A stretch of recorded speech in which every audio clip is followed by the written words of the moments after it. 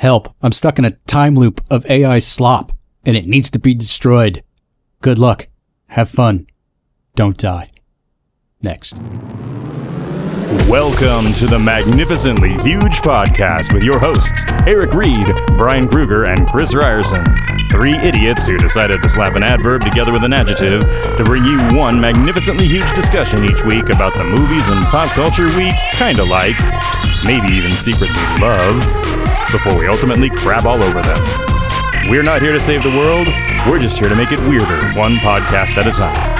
This is Magnificently Huge. Oh, hello, listener, and welcome to episode 370 of the Magnificently Huge Podcast. This is Chris, and this round, along with Eric and Brian, we're going to talk about Gore Verbinski's latest sci-fi gonzo comedy, satire, whatever. It's called Good Luck, Have Fun, Don't Die. It's starring Sam Rockwell as Zazie Beetz, Michael Pena, Juno Tempo, etc., etc., etc. I've also been told I talk too long during these intros, so I'm going to keep it brief.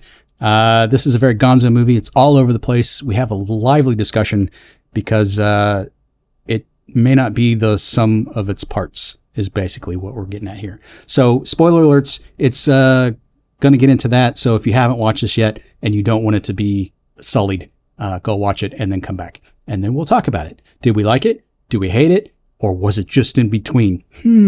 Maybe AI can tell us, and then we don't have to think. All right, that sounds good. Anyway, reach out to us, magnificentlyhuge@gmail.com. If you want to send us a note, you can go to our website, maghuge.com, with all the links and sundries. Find it on your platform's choice for listening, and then you can also reach out on Facebook, Blue Sky, and Instagram. That's pretty much it. That's the nutshell. So without further ado, we're going to get into Good Luck, Have Fun, Don't Die, and then wonder whatever happened to the mid-budget movie that no one wants to see anymore because streaming is terrible or something. All right, later. Good luck, everybody. Have fun, don't die. Say it with me. Yeah. Good luck. Good luck. Have fun. Have fun. Don't try not to die. It's just, yeah. Hey, everybody, it's Magnificently Huge Podcast. Hey. A show that has difficulty starting, but once we do, we'll stop eventually. We never shut up. I'm Eric. I'm Brian. I'm Chris. We did it. That's like the Mickey Mouse Club roll call. Annette, Frankie, you know. No, Nope. That's Yeah, a two boomer. Wow. Immediately went straight to hell. Once again, You know didn't what's- show, and then we Yeah. tripped Yeah. over it. Like turned around, Speaking of kicked boomer- it, tripped over it, and fucked it all up. yeah. Good job, us. We do it every week. Speaking of boomer, though, the most boomer no longer means baby boomer. Really, boomer means old. Yeah. And so, as a Gen Xer, the most boomer thing you can say when somebody calls you a boomer is, "I'm not a boomer. I'm Gen X." It's almost like that is proof that you're a boomer, even though you're not a boomer. Because if you're truly Gen X, if someone says you're a boomer, you would just go, yeah, okay, whatever. Whatever is the proper response. Yeah. Yeah. But like the fact that you think that the technicality of being Gen X gets you off the hook for aging. Oh no, Yeah. dude, I think in my consumption of media, as long as I can remember, I think I'm firmly rooted in the boomer aesthetic for a good chunk of it. I mean, Well, we were all sort of marinating in boomer nostalgia the way that current generations are marinating in ours. So I get it. exactly. But I think ours is better because we were on the tail end of all of the golden era of Hollywood where they just had dwindling careers. So then you would get all the variety shows and Love Boat and all that. So you would still get the golden era stars just where their luster was just slightly off. That to me, that's childhood to me. Right there. Although claiming that your culture was the best is probably the most boomer thing you can say. Yeah. Exactly. Welcome to Magnificently Huge Podcast, where the last remaining person who was wistful for the 70s gets on a mic with a couple of his friends. Where the 70s survived. I wouldn't say I'm wistful. Yeah. But- Stuck in the 70s? Would you say that? I mean, I do watch a great deal of 60s programming as well. Yeah, but that was because it was on reruns in the 70s. Yeah. But, you know, I will say this. If you watch Petticoat Junction over the course of like 4 or 5 decades, it really becomes fucking creepy. Okay, boomer. So at the like, if you watch it now as an adult, you get to the later seasons and you realize that Steve was totally fucking grooming Betty Jo from the get-go. Okay, now you're just trying to be a boomer. Again, this is another one of those like. Am I trying too hard? For all I know, there are not even characters on that show named Steve and Betty Jo, and Chris is saying words. All I can tell you is that one of my top 5 favorite fake band names that I would ever have if I had a real band, I would call it Homer Bedlow. And he was the foil for Kate Bradley in the first like 3 or 4 seasons of Petticoat Junction. And he was the one that was always trying to shut down the railroad. I remember trying to write a spec script once. I just gave up on it, of Petticoat Junction, where somebody new comes into town and the old guy at the shop is trying to tell him, yeah, we all drink vagina water, because the girls are swimming in the water source in the tower at the beginning of every episode. It's like, that's not good. Somebody acknowledge this. Yeah. Well, the whole point when they got Steve in as the love interest first for the older daughter, that's the other thing, is he dated the older daughter before he ended up marrying the younger daughter. It's just all levels of creep. But he was a pilot, and he basically was flying over Petticoat Junction and saw them swimming in the thing, and it distracted him enough to where he fucking crashed his plane. And that whole episode is them like nursing him back to health, and he's realizing that he's in this like hotel with beautiful young women. It's just like everything about it is so creepy and gross, but I can't turn away. So there was a period in American television, on CBS specifically, where they were trying to court the flyover states with all of these urban shows. Because they're not doing that now. Oh, they're back to it. But it was like MAGA light. Yeah. There was like a time where whoever took over CBS eventually said, okay, we're not doing this anymore, and chopped Beverly Hillbillies and Petticoat Junction, and it's historically known, RFD, historically known as the Rural Purge. Thank you. I forgot what it was called. Yeah. So there you go. But there was a time where they were courted, and we stopped, and they ended up voting for a baked ham for president.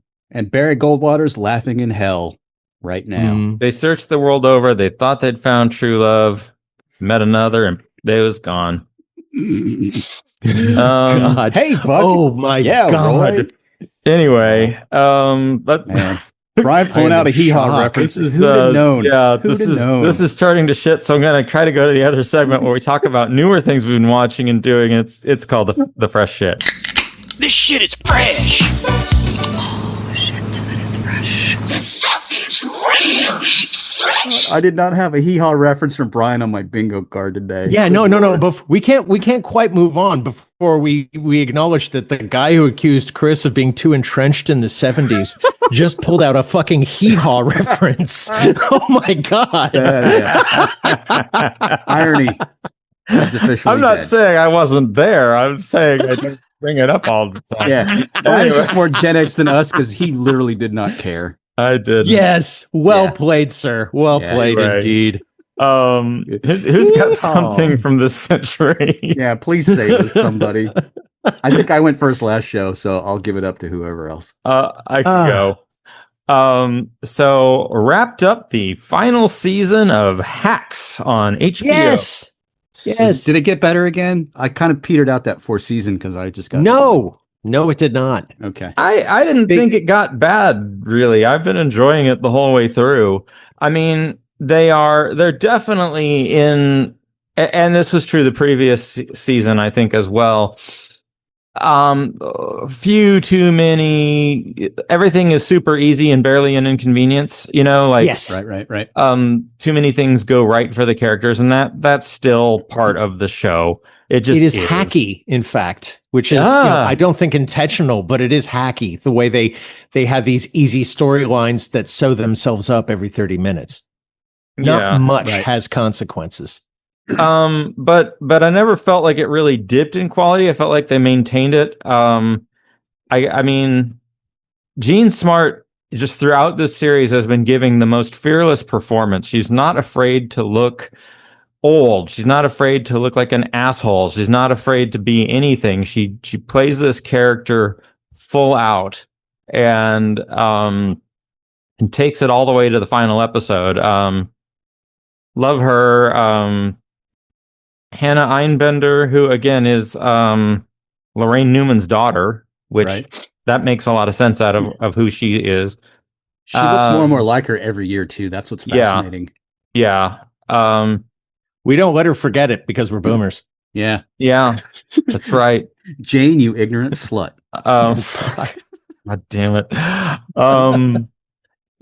They brought in the characters that play their agent, and then his assistant Kayla, who is just this obnoxious fucking asshole. She was one of my bright spots for those early seasons. She's just so wonderfully clueless about everything. She's about to start Oh Mary on Broadway. I read that. Yeah, good for her. Good for her. So, I mean, it's a fun ensemble cast. They keep it going. They wrap it up. I think they give the show a proper send off. I'm happy with it. It was good. My issue with it though is that they treated the entire final season like it's a final season.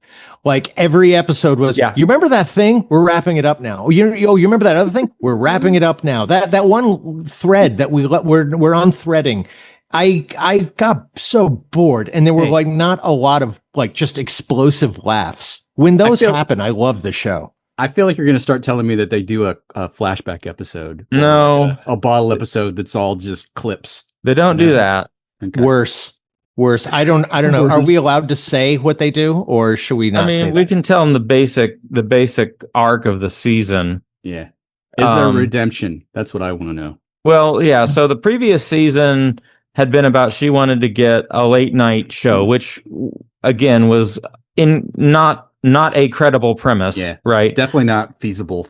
And she did, and then she gives it all up, and so this is about she wants to have her legacy defining moment. So she's decided she's got a non-compete clause in her contract, so she can't perform for 18 months. But her whole thing is the day that expires, she's going to do Madison Square Garden, and it's about them trying to make that happen. Woo-hoo. Yeah, that whole thing was, interesting if a little easy, but when it actually ends with, by the way, I have terminal cancer, I was like, really? Well, we have to do that one. There's one episode they wrap that up very easily. Yeah. They could have ended the series on the previous episode. Mm-hmm. And then they do this last one where, she's got cancer and she wants to end it, and we spend a whole episode saying goodbye to the character, and then they puss out on it. The last episode is tonally it was wrong. The again, the premise is too easy. I was really just annoyed. Well, for me, at least they adhere to my solid rule for shows is they did not go beyond 5 seasons. I applaud them for that, because if anything over 5 seasons and you start to see the wear and tear of the writer's room, they fall flat. Every show just dissipates once you hit that apex. Yeah, so I'm glad that they stopped it. The arc that was even less satisfying, I won't bother going too deep into it, but the arc for the agents was going in a good direction, and again they kind of chickened out on that's the thing about this, I think, is they end up trying to give everybody a happy ending, and they didn't need to. Well, the thing about the agents is I was annoyed from the get-go because they totally Jerry Maguire'd that, and I'm like, really? So you're going to quit the firm because you have principles, and then you're going to have the 1-star client. I was just like, come on, man. We've seen all this before. Yeah. So I was just annoyed. I was disappointed that all of the people who really deserved to have their teeth kicked in for our characters to get their comeuppance, those comeuppances weren't really there. Yeah. What's his name? Something Goldwyn? The guy who's in everything. Tony Goldwyn is a prick, and he is a prick in this season too. And by the end of it, he doesn't get, I don't know, properly. He doesn't get his just desserts. Yeah. The agency dad kind of does, but not really. Not really. And all too that's easy. all so fucking fast and from left field and again, non-credible. Which makes me wonder if they were hoping to spin it off into a show about the agency, and that's why they didn't get rid of the dad or properly. Honestly, flush I kind of wouldn't mind if they did. I would have fun with a show with those characters and any number of crazy ass celebrity, clients of theirs. I think that would be a fun spin-off. I'm okay with that. That character, I don't know the name of the actor, the guy who plays the agent. He's amazing. He's the creator of the show. Yeah. What? Fucked me up the young when I found agent that guy? out. Yeah. Yeah. So he could easily What? spin off his own character. Oh my God, mean, I did not know that. Yeah. Never say he's- never. he's brilliant. Never say I never. love him. Maybe Yeah. once the woman's done doing Oh Mary, they'll kick it up. Because it is she's HBO, so it's like they've got no end of needing content. So Oh, they could call it House of the Agent. there you go.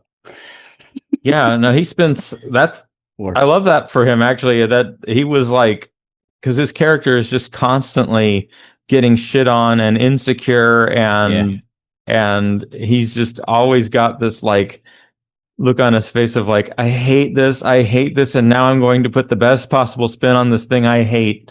yeah. That's like his whole persona. I love it. A completely moral man in a completely immoral job. That alone is a sell line for a show. That's great. I did not realize he was also one of the writer producers. That's awesome. All right. So streaming gods, you've heard our cry. Make it happen. Yeah. Is there a chant for that? Or is that good enough? No. No. What would a boomer piece say? of hacks? I don't know. I What don't would have a a good boomer one. say? What would a boomer say? You know, Gloom, she was despair, not agony. she was not my favorite designing woman, but she is now. I think that would be the most boomer thing you could say. Oh God, shut up. Anyway, yeah. Axe is a good show. What do you guys got? I was watching The Devil in Silver, which What is that? okay, it's part of The Terror. The Terror is an anthology horror series on AMC. Okay. This is unnecessary, but I want to say the Terror, the first season was about the ship, the Terror. The Terror and the Erebus were two exploration vessels the British sent out to circumnavigate the Arctic. They got stuck in the ice.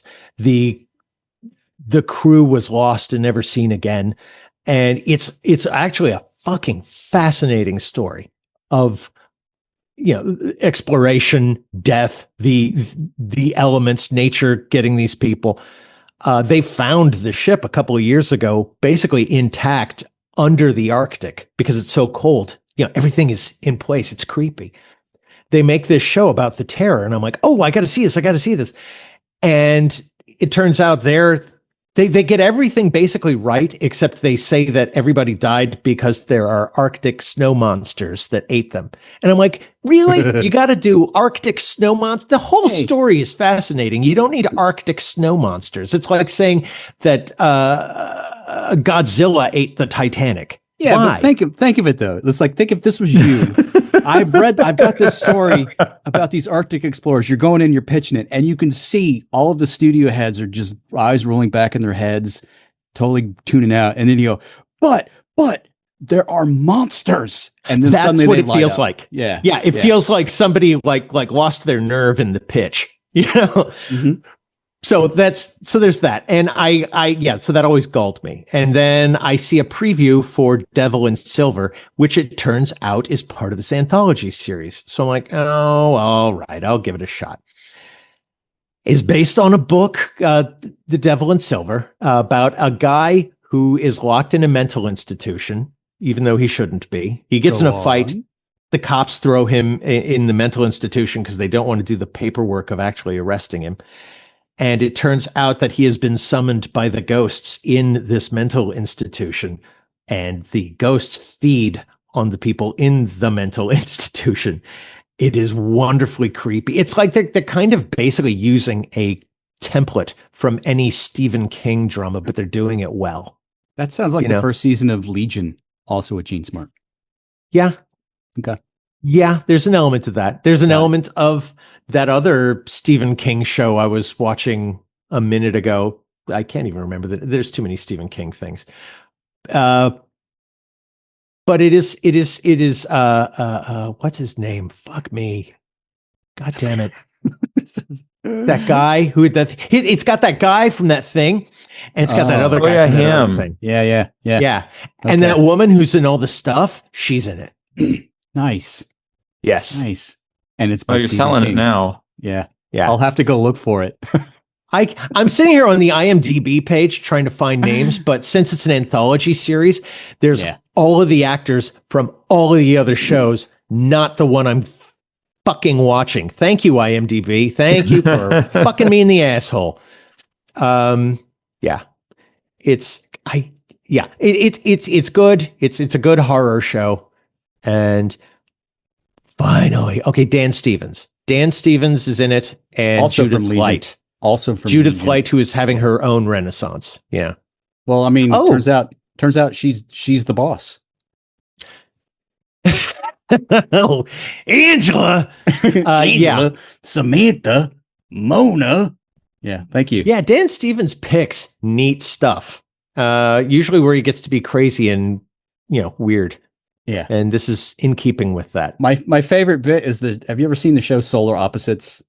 It's the cartoons from the I have not bothered with it. It's so good, but basically it's what's his face from Rick and Morty who had the fallout. But that's he kind was- of part of it, right? Like he's Yeah. gone now, right? Yeah, so he voiced one of the main characters, and so when he had that fallout, they brought in Dan Stevens, and they basically just addressed it like, "Yeah, I've got an English accent now. Deal with it." And then they just didn't talk about it again. It's so funny. Yeah, Yeah, he's one of my favorite actors just for embracing weird.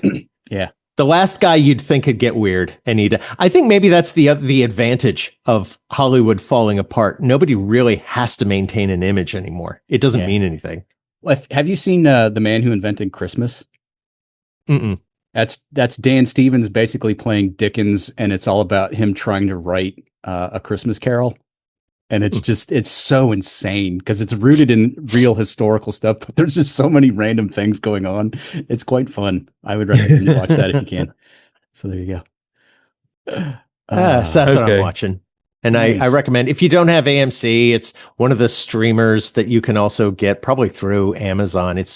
They got a couple good shows. Ooh, and the interview with the Vampire season 3 is coming up, where they're going to do the actual rock star The thing Vampire I Lestat. understand.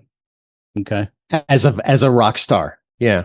Which Which I remember always thinking, you can't do that. That would never work. It's so hokey. They're going to try it. We'll see. I mean, if you read the original books, like Interview with Vampires, okay, but my favorite of that whole series is the Vampire Lestat because it's just so over the top. It's so fun. It's hard to explain.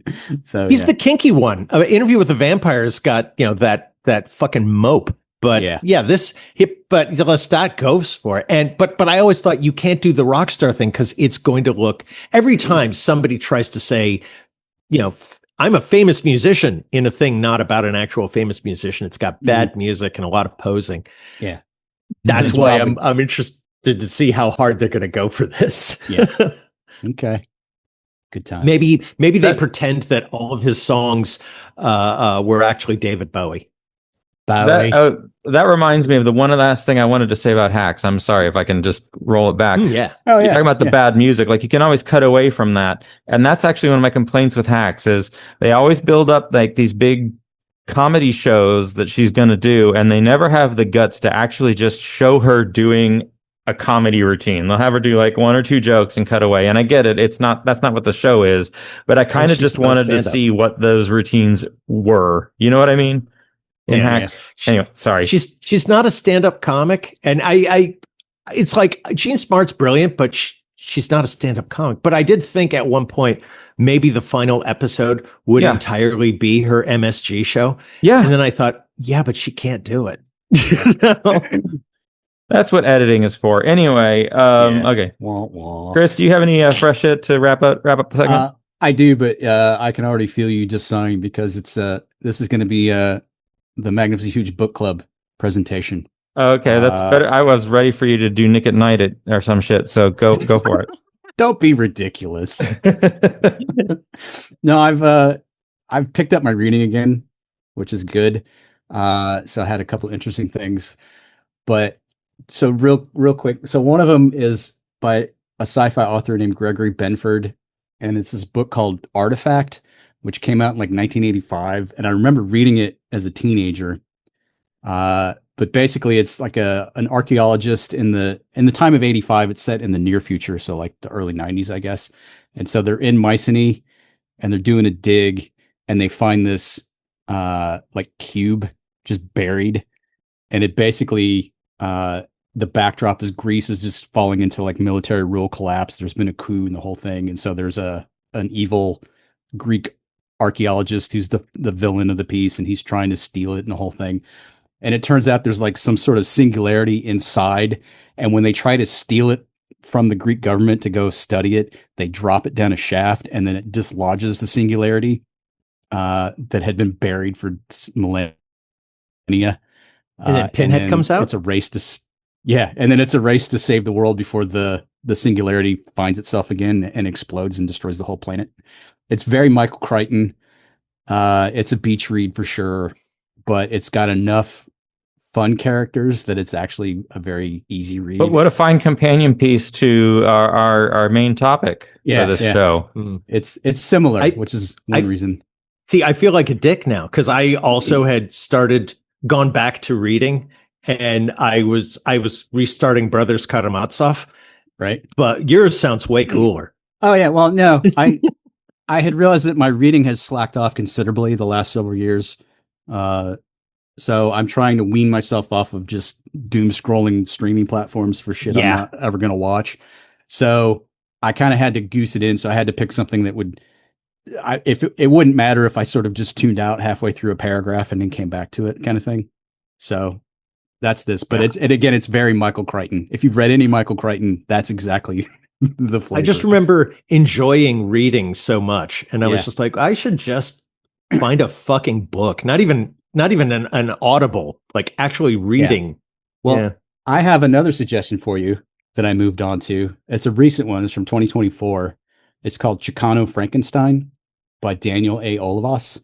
And it's a retelling of Frankenstein, but it's set in a world where they've figured out how to reanimate people. And so the government realized that they could use this as a workforce. And essentially what happens is they reanimate people who've died, it's like your organ donor card. You sign yourself over, and then they like put on extra body parts that might have been lost in whatever death happened to you. But they also erase your entire past life and then put you back out. So you've got no contact with any of your old family life, whatever. And it's centered on a guy who's a paralegal, who's one of these reanimated folk, who starts to try to figure out how his past came in. And then he's like dating a lawyer who is her own thing. And basically she's starting to help him find his past. And it's like, but there's all these like satiric elements where they have these like dialogues between a very MAGA president who wants to like, outlaw the reanimated folk. So then it becomes a satire of immigration and all of the like the MAGA reforms. And it's actually literally called Make America Safe Again in the novel. So their movement is called Massa. It's just stuff like that. It's really good. It's really good. And it's only like 220 some odd pages. So it's a quick read, but it was fun. And it does hew pretty close to the Mary Shelley, in a lot of aspects, but it's from the point of, we have this reanimated quote unquote monster who's actually a very, calm fellow who's just trying to figure out his past life.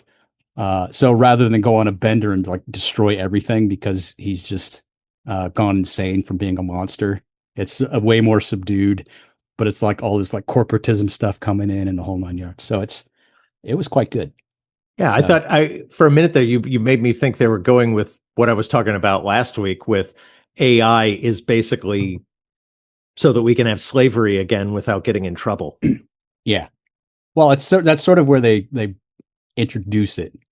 But it turns out there's like 12 million of these reanimated folk, and so they're a voting block because they have all the rights of citizens. So they are like, green card immigrants in America who are just starting to get shit on by this just totally repulsive administration. So there's a lot of parallels going on with the current flavor. So at times it gets a little bit sort of, that hits a little close, but okay. But it was really good. So if you're in for a good read, try Chicano Frankenstein by Daniel Olivas. So I'm at the point with books where I'm trying to do it like with audiobooks and maybe listen to them at the gym, but then I basically just backlog them and I don't listen to them. Right. So like, which happens. I bought the one that I've got on deck is I'm starting to worry about this Black Box of Doom by Jason Pargin. That sounds an awful lot like Artifact. It was the guy who wrote John Dies at the End. Okay. Gotcha. Yeah, the concept is that there's a Lyft driver who's hired to drive her in a sealed black box from LA to DC, but he can't ask any questions, he can't look inside, and there can be no electronics. And then what happens from there? So, okay. Good conceit, good kickoff, not part of or if it is part of a larger continuity, it'd be the beginning of it, so I don't have to do any homework. Yeah. But I keep just like, listening to some more news podcasts instead when I'm at the gym. So I haven't cracked it. I mean, I'm actually reading though, Brian. Yeah, I know. And I don't think I have dick thing to say. That is no. I hate people who do that. let's amazing. Let's hit that a little bit. Like, I think my brain is so broken that I'm going to have trouble sitting down and reading a book. And that's an argument for doing it. I know that. Yeah, you really have to retrain, because when I went back to school very late in life to get my English degree, I was just reading constantly. And it got to the point when I graduated that I'm like, I don't want to look at another fucking book. I was so tired. And so I think that's what started I'm just going to veg out and watch movies and TV shows and stuff. And then when I would try to read things, like, it was just difficult. And so this is sort of like my process to try to retrain my brain to actually absorb literature and such again. Because it's just, I felt like I was just getting dumb, basically. Yeah. Though I do have a problem though with I lack the motivation to do anything about it. Yeah. I do have a problem though with people who try and shame or shit talk Audible, because it's like, yeah, I know I'm not actually physically reading the page, but this is that really the No, I mean, you're still absorbing it. You're still absorbing it. Like for me, it's like the only thing is I just honestly can't do audiobooks. There's just something the way that. Oh, I know. I'm not criticizing you, but what I'm just saying is, like, it's kind of like saying to blind people, you know what, you really should just stop being so lazy and just read. Well, that just reminds me one time when I was working at the bookstore, literally came in one day, used it was it was the Holy Bible for the blind. It's like, what the fuck is this? That's a metaphor. Like, yeah. But yeah, I don't interact with audiobooks on quite the same level. It just doesn't translate in my head. I have to physically see the print and absorb the words that way. And I don't know why. It's just the way my brain is wired. So it's more power to if you can absorb a book on Audible. That would be so easy. I would love that. But I'll be honest that, Eric, my primary criticism of Audible is it's about time management. And like one of the reasons I'm having trouble getting through the books that I get there, or that I like this one, getting going on them, is I think to myself, holy fuck, this is like 18 hours. Like, I could probably read the physical book much faster than that. Yeah, exactly. I find that Audible is great for books I've already read. I have always had problems either watching a movie I've already watched or reading a book I've already read. Or music is the only thing I can go back to regularly. But Audible is nice because it takes the drudgery out of going over something I've already covered. Right. Fair. As it were. Yeah. Well, yeah. But then you also get the flip side when you try to read something and it just, you want it to be really good and then it just sort of fizzles on you. Because I tried to read. That's what happened to Dungeon Crawler Carl for me. I couldn't. I just do it. I mean, I brought that up a few shows ago where I called it trash. That might have been a little bit overreactive, but at the same time, it's just the style is just repetitive. It's all exposition. And so to see that like McFarlane's making a show out of it now, I'm like, I get it. It's very filmable, but it's just not my thing. But it's like I tried to be a video game. Jesus, I'm sure it will be. It's just a matter of time, but whatever. Yeah. But for me, it's like a few months ago, I tried to read Underworld by Don DeLeo, and it had one of the most amazing openings ever. It's almost like a little novella where he sets the history in the world, and I was so enthralled. And then I got further into the book, and I just lost interest. I was like, "That's disappointing, man." It was such a good opening.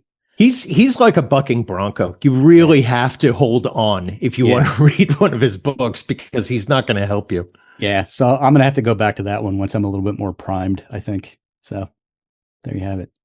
So yeah, there it is. That's my book club. Chris's book club. Read a goddamn book, you fuck. But I keep seeing like Dostoevsky coming up, and I'm like, yeah, I got to go back and try and finish Brothers Karamazov. Yeah, I'm always like, yeah, one of these days I'm going to read War and Peace. Not. That's maybe that's of the universe. Yeah, I think that's it. Actually, I was like, you know what? I'm closer to the end than the beginning. I think I would like to be able to leave the earth saying I'd actually read one of these difficult books. Yeah, it just once. But that's also like when you try to read. David you want Foster. that death clout. Yeah. What else is there? Well, I mean, it's almost like years and years ago when I tried to read Infinite Jest by David Foster Wallace, and I was just so annoyed about 40 pages in because it's just infinite footnotes about shit that doesn't matter. And I'm like, how is this a genius novel? Fuck off. I got so angry, and so I just quit. So now I've got this like giant fucking 800-page tome just sitting on my bookshelf taunting me. Because it's just to make you look smart when you have company. Yeah. And it's like, oh, get off. A good place to hide some scotch. Anyway. Yeah. Or your it makes me think of the end of Zelig when Zelig's final words were, I had just started reading Moby Dick and I was hoping to find out how it ends. I think that's apt right there. Yeah. All right. Well, that's the fresh shit, everybody. Let's get on with the show. Yay. Good luck. Have fun.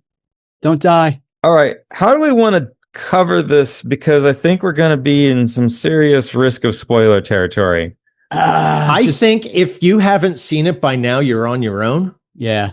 Come back when you've watched it, I guess. Okay. So I think I'm going to put the spoiler bump right away here, guys, because we're probably going to get into spoilers for Good Luck, Have Fun, Don't Die. And it's not that old of a movie. So, it's out there. It's on Hulu right now. You can just watch it. If you want to, and hey, subscribe to the show, come back to this episode when you're ready. But otherwise, hopefully we've given you enough scintillating content for the week. This shit is spoiled. What do you mean? Spoilers. That having been said, it was a financial failure, and if you wanted to see it, it's your goddamn fault.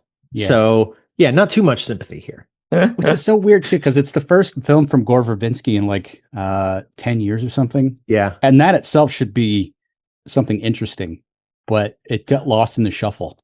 Because this is a guy that easy sell. Yeah. But it's so Gore Verbinski, he did Mouse Hunt, that kind of made his name. Did The Mexican with Brad Pitt and Julia Roberts, which is a couple of pirate movies. And then he did those Pirates of the Caribbean movies that just small pirate movies. Exploded.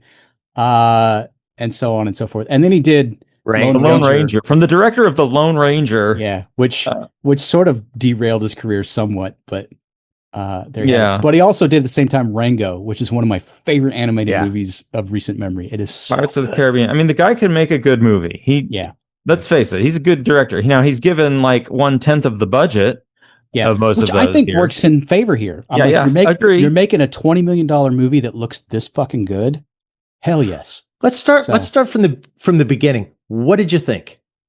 Well, how did you like it? Did you not like it?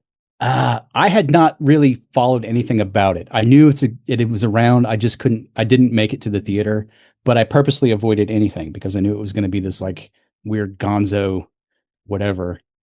So I went in cold, and I will admit I was very annoyed and irritated at the start because I'm like, oh God, are they doing Pulp Fiction? Is that the narrative structure? Starts in the diner, then you get the flashback episodes and all the 9 yards.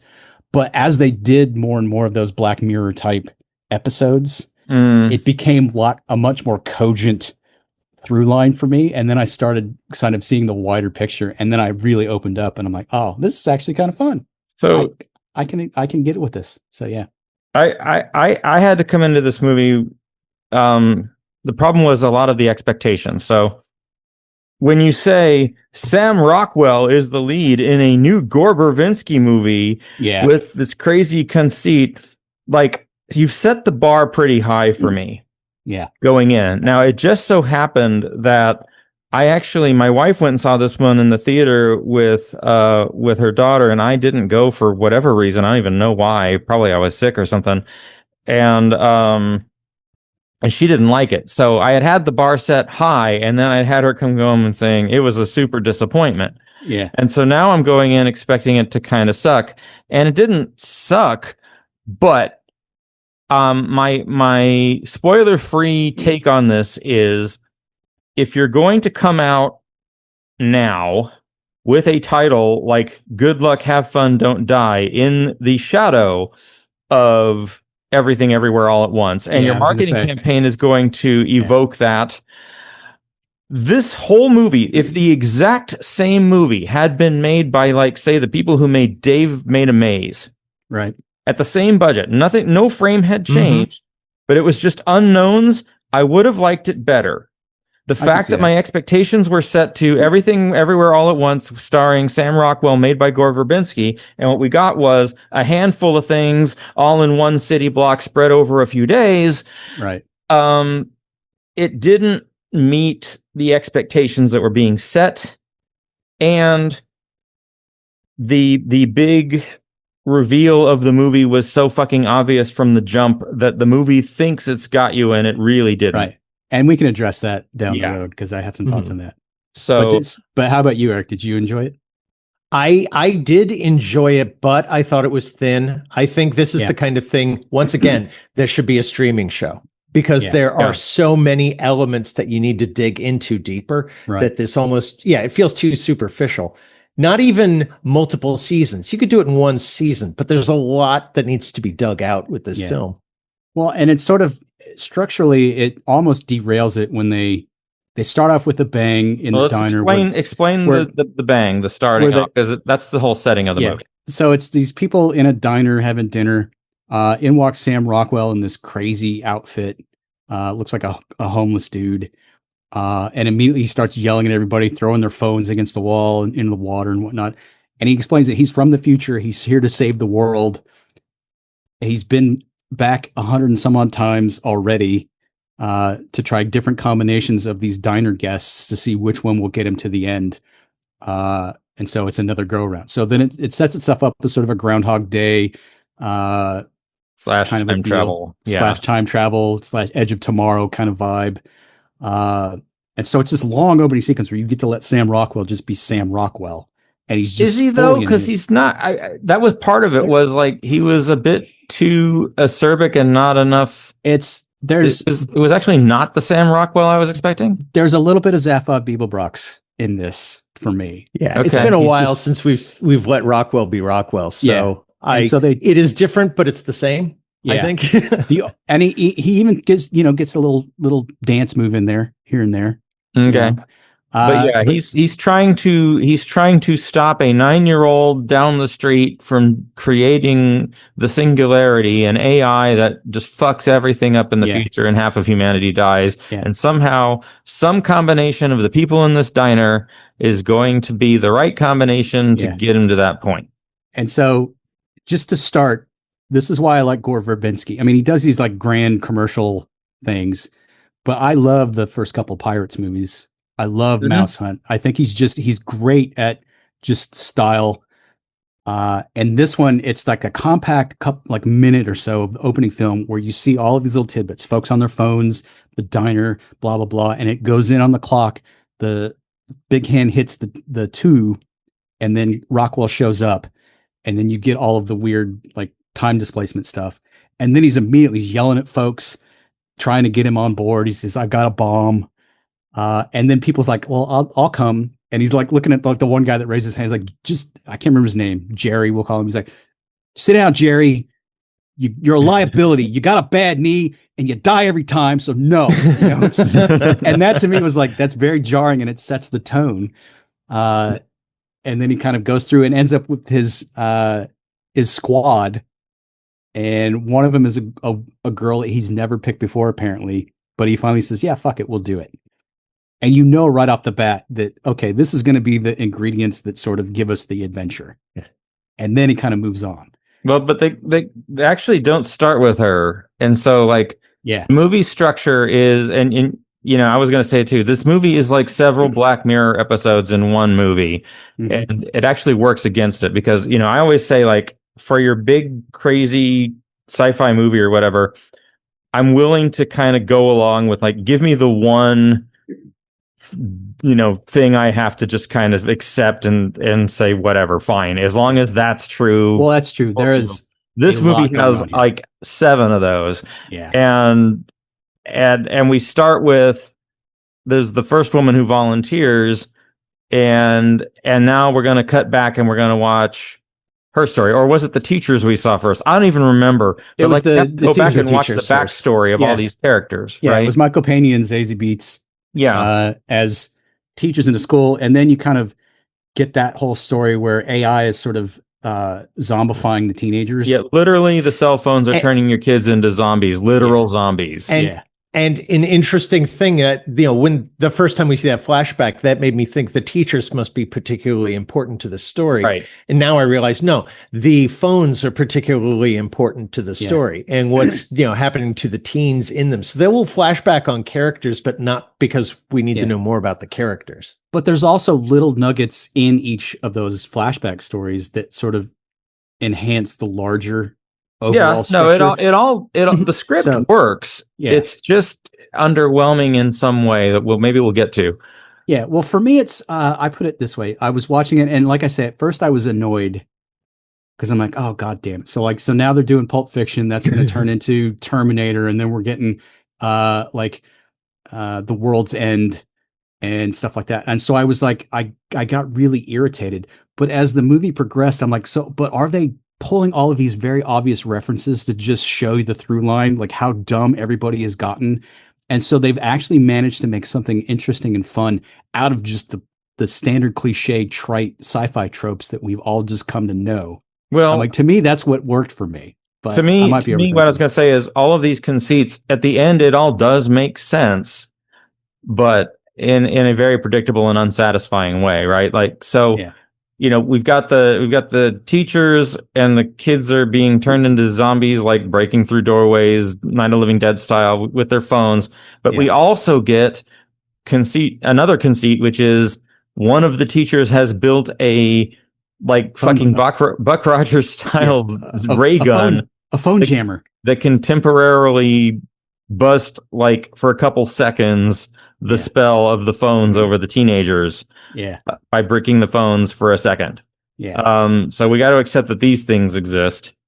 And again, not necessary. It played a minor part later on, but it's like you could have had the same story and removed that wildly unrealistic element. Yeah, I guess it is a clue to the overall setup. But do you really need realism in a movie about an AI singularity? Well, I got to wonder why it's in there is all. Oh, but then you get to the end where you've actually got the fucking giant cat centaur or whatever. It's just like, so now you've gone there. Yeah. And so it's just stuff like that. But to get to that point, fine, let's just get to the spoiler. It's so obviously that the entire movie isn't even set in the real world. Right. Yeah. Because it's sort I have to accept shit like ray guns. And then there's even more shit. Like the next thing we get is a woman is kid is killed in a school shooting, and all of the other parents are so nonchalant about school shootings because they happen so much. That is so funny. It was funny. It was dark though, man. Fucking dark. And then they like send her to the place to like get her kid cloned, and they kind of sort of come up with a personality matrix that's not at all your kid. I love it's like they give her this like menu of 40 or 50 different things. Like you have to choose one to describe your kid. Yeah. And they're like, she's like, I don't know, weird. Really? You want to go weird? And then the kids spew ads every now and then, which we had already seen an example of in the teacher plot. Yeah.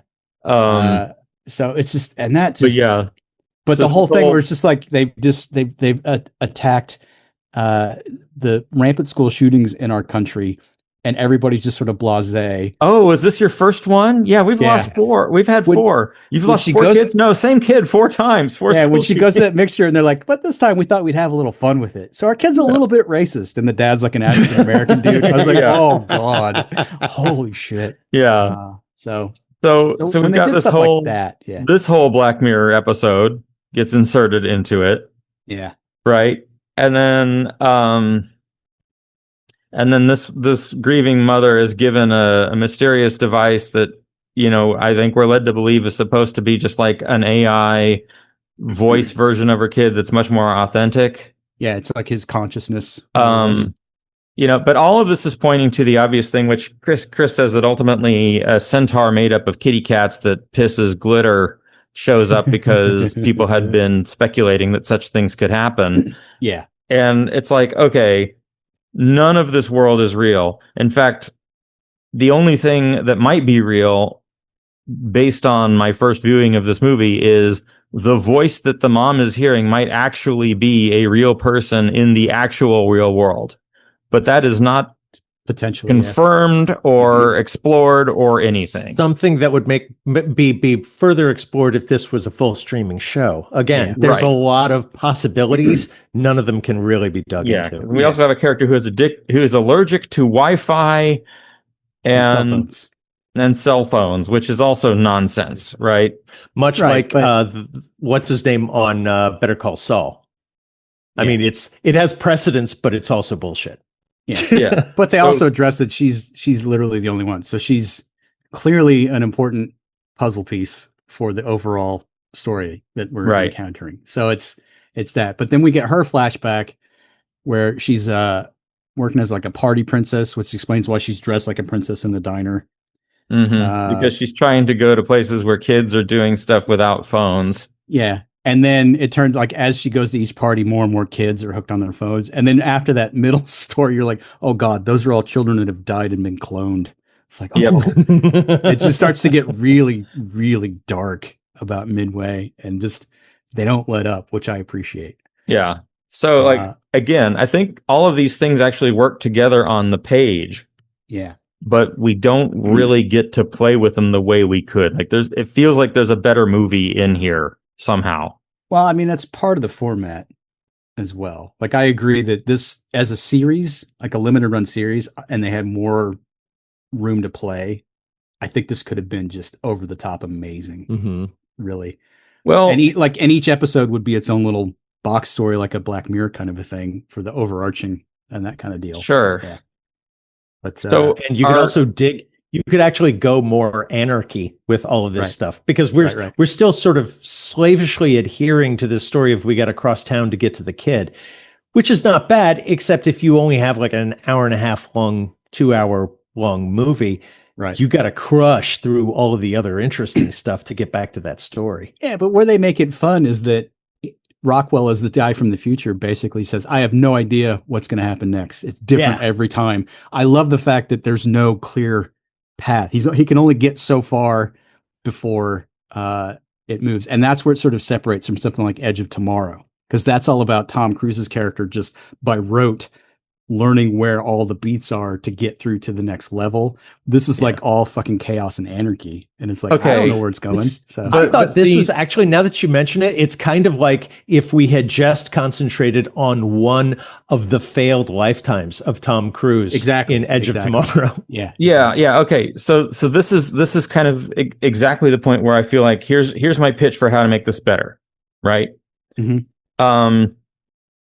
first of all, yeah, he says, I don't know what's going to come next, but it's going to be bad, and there's going to be a lot of it, and it's going to stop us from getting to the kid. Yeah, and you're going to die. And everybody's you like, might not. well, you don't know that. Maybe it'll be kitty cats. You know, maybe it'll be a centaur. I enjoyed that. Maybe be a pug. Yeah.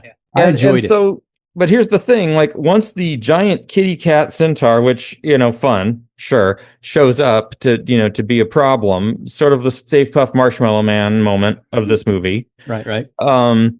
He even says, those were shitty prompts. Okay, our hero has given it away. He knows that he is in a world that is generated by AI, and we're giving it prompts.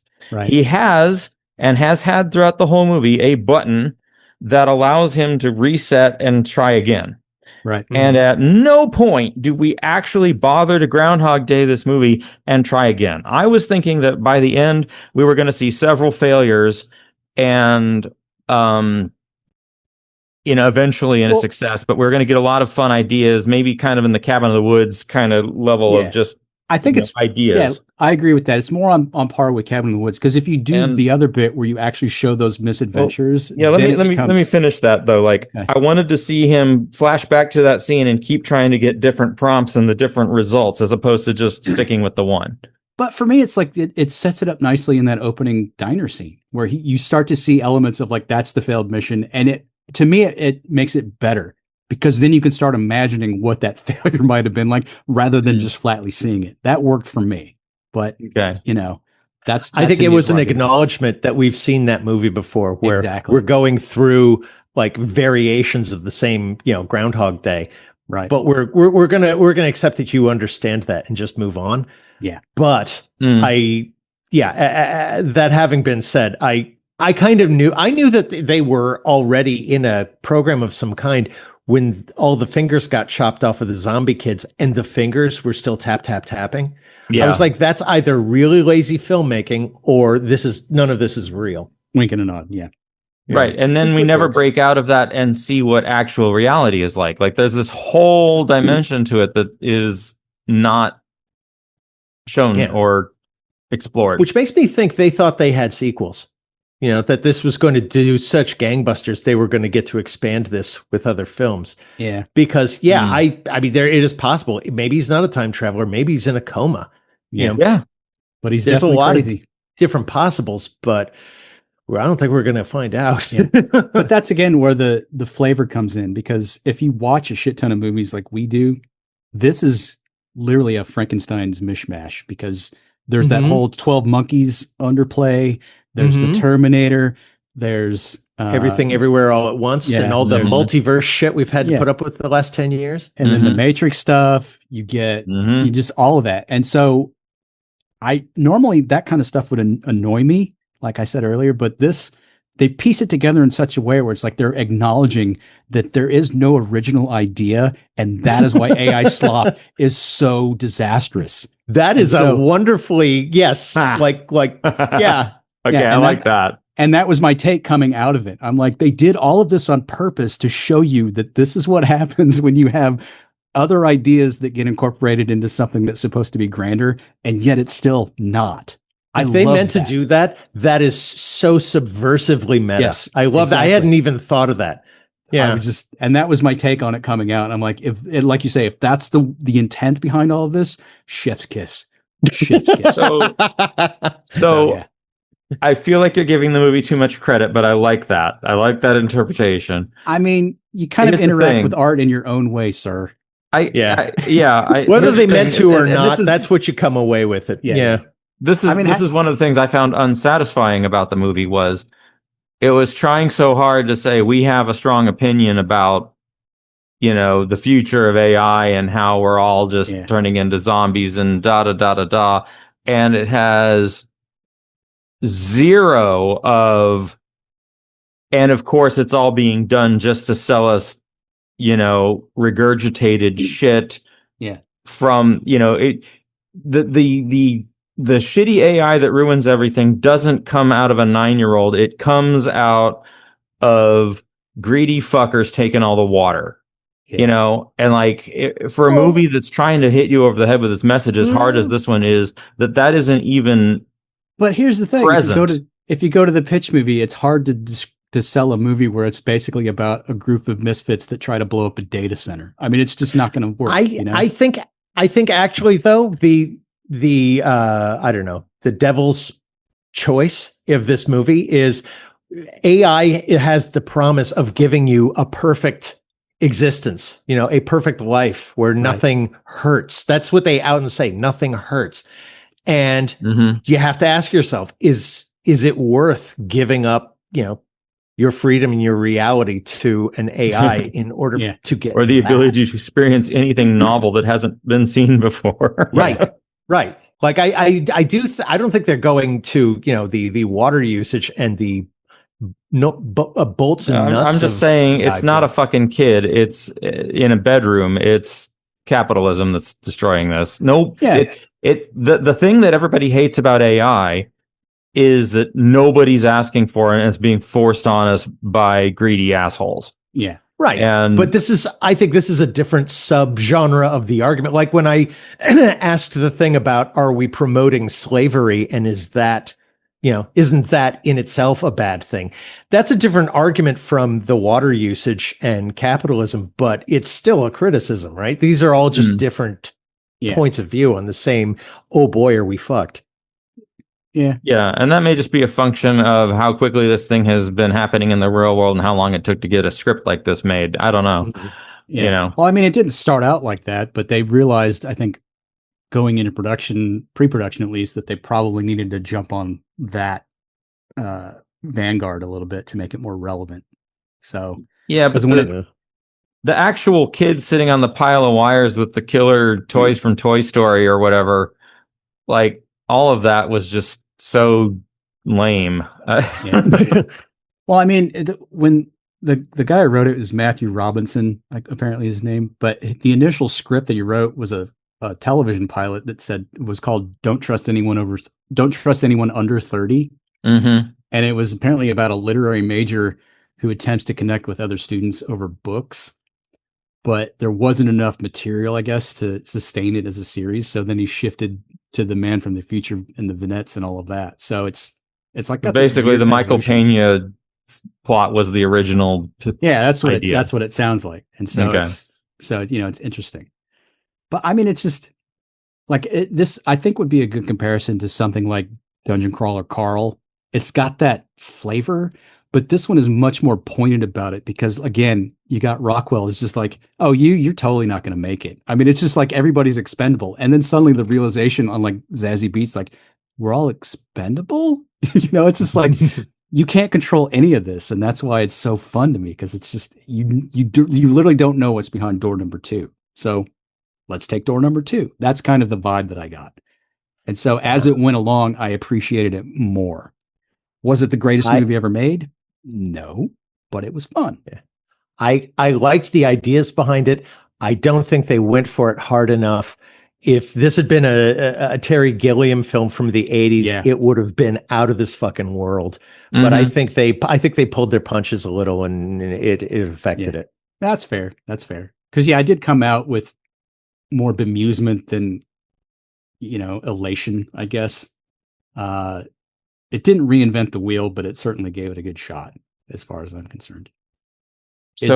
Eric, was that your main answer to your original question? That they pulled their punches, they could have gone harder?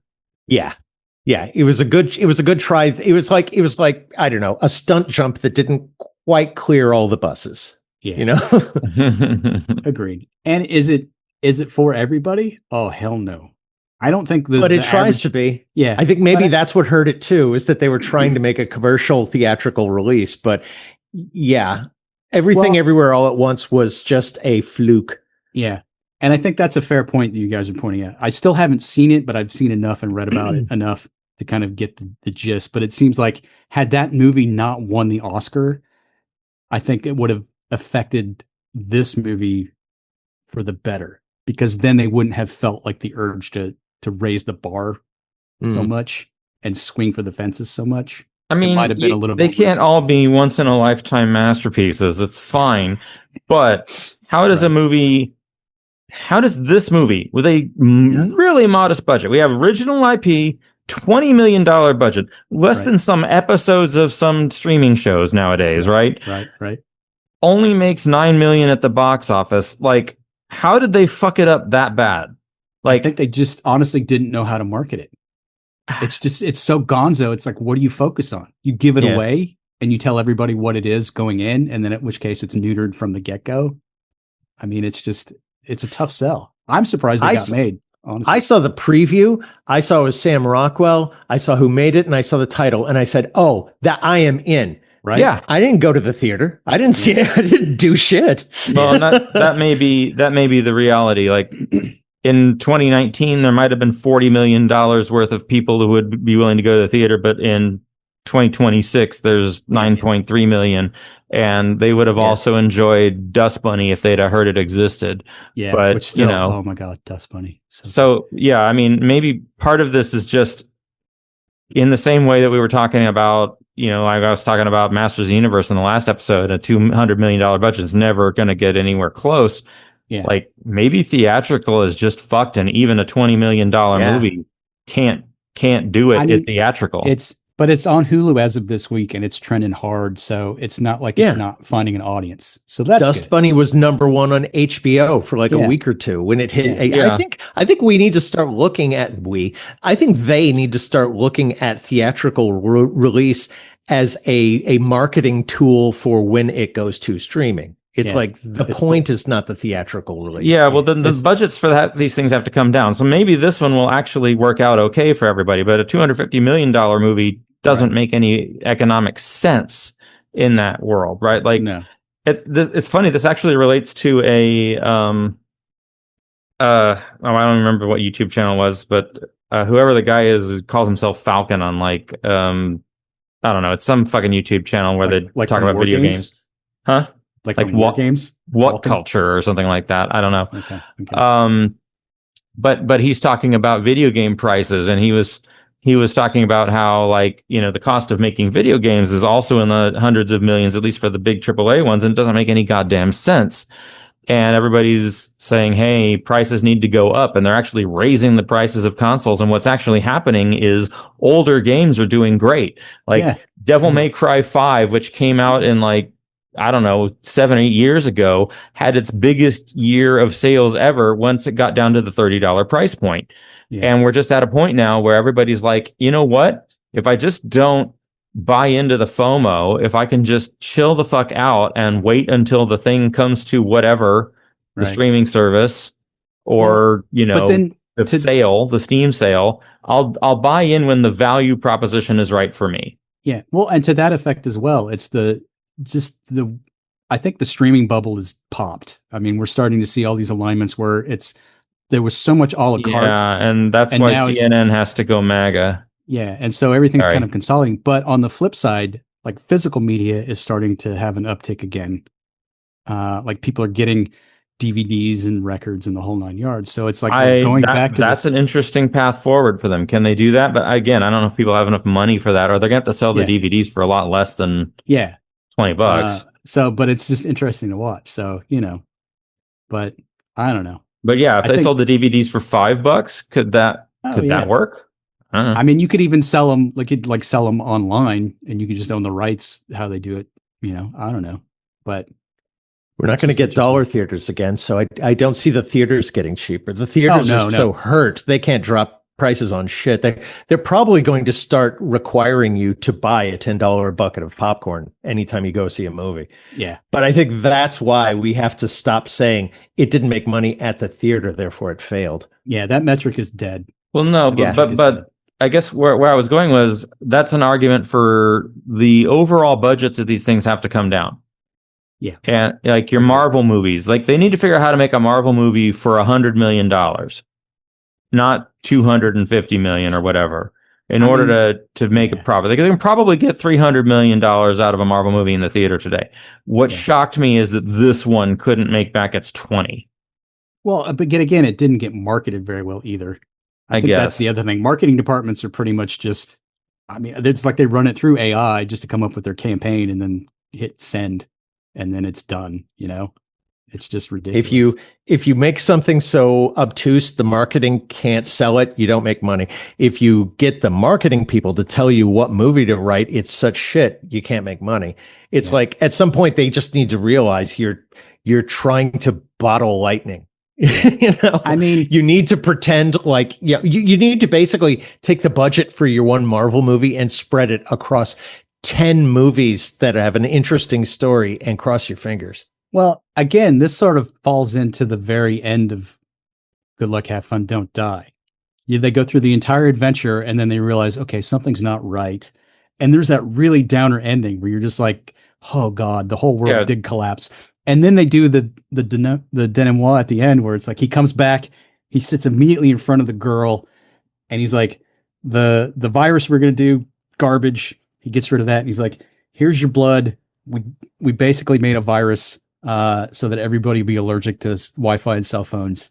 That's the next approach. And then boom. So basically the whole end of the movie is like, just burn everything to the ground. Yeah, except except from that scratch. doesn't work because the previous shot was that guy's reality isn't reality. So anything he does to try and fix it is going to fail. Like, that's why we needed to break the fourth wall and say, actually, there's a whole other reality outside of this one. Yeah. And the solution lies there, maybe. Maybe and that's why I thought it was interesting that maybe the voice of the son was an actual person phoning into the virtual world. But then you get into like, that's like going from the Matrix to the Matrix Reloaded. It's but you know, but that's why the denouement doesn't work. Yeah. The whole concept of the allergic to technology thing is itself bullshit. Like, it's not going to do anything. well, yeah, but that's so where we start to get. Why? That's where why we even start go to get there? That's where we start to get pedantic. Yeah, I get it, but let me have my truth, man. Let me. I'm looking at it. It had a budget of $20 million, which now that I think of it, that is a budget film. That's what I'm saying. Indie, and they couldn't even get that back out of it.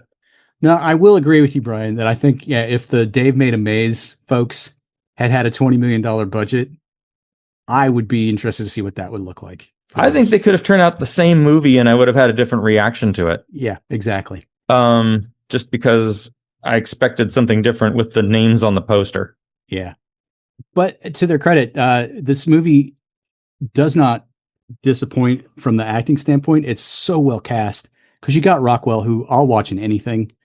But you also have Michael Pena, who is not playing a fucking cop or security guard in this one. So I applaud that approach, as someone pointed out. And then you got Zazie Beetz, who's not the self-assured, kick-ass woman that she's in, like everything else I've seen her in. Not Catwoman. The term is girl boss. Yeah. Yeah. So she's just a normal person who's just like overwhelmed by everything. It made sense. So all of the characters to me were rooted in very real sort of angst about the world at large. And that helped lead the edge. But then you've got like the throwaway characters that end up dying. And it's sort of like, I get it. They're just fodder. But at the end of the day, it would be an interesting video game, I guess, to a degree. No, I like Eric's idea that it's a series. Like, that works. But, I was not disappointed. Would I watch it again? Probably not anytime soon, but I would watch it again sometime. Faint praise. I'm happy that I didn't see it with my wife because her frustration with it would have darkened my experience, and I enjoyed it more watching it on my own. Sorry, love, but honestly, when I watched it, I was watching it and my wife was on the couch next to me, basically just playing games and stuff on her phone, which to me was so funny as I'm watching this movie about just that. So it was amusing. So that was an extra layer. My verdict is I enjoyed it, but not enough. Yeah. It's no Dust Bunny. Yeah, I'm with you there.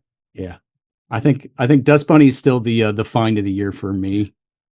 It made me nostalgic for Brazil. Yes, exactly. Yeah. But I will watch anything with Sam Rockwell. So that too. Yeah. Sam Rockwell did a lot of the heavy lifting on this, and it's always fun to see someone let him be him. Yeah, exactly. I mean, he was in Cowboys versus Aliens, and he was a bore in it. Who does that? Why do you hire him to be boring in your film that already has problems? Yeah.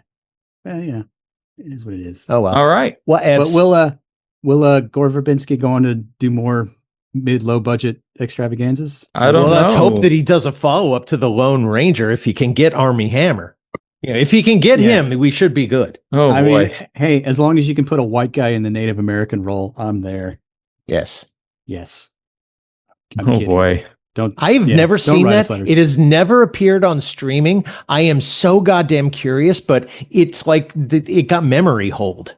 I barely believe it actually exists. Yeah, that was around the same time that John Carter just collapsed, even though that's not a bad movie. So, but I've actually managed to find that Lone Ranger. It's Nowheresville.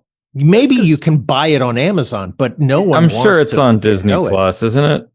It's gotta be. If you can find it, you let me know. I defy you to find that fucking thing. It's on Disney Plus, I guarantee it. Yeah. So there you go. So who knew? That didn't destroy Gore Verbinski's career. And he gave us this. Good luck, have fun, don't die.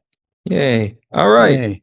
And this podcast didn't destroy our careers. We're still here doing the thing. And get used to it. Subscribe to the podcast and share on your social media feeds with your friends, and find us on social. We're either Magnificent Huge Podcast or Mag Huge, MAGHUGE. You don't need to remember any of that. Just remember Mag Huge. Go to maghuge.com, find links to all our socials, find us there, or email us magnificenthuge@gmail.com.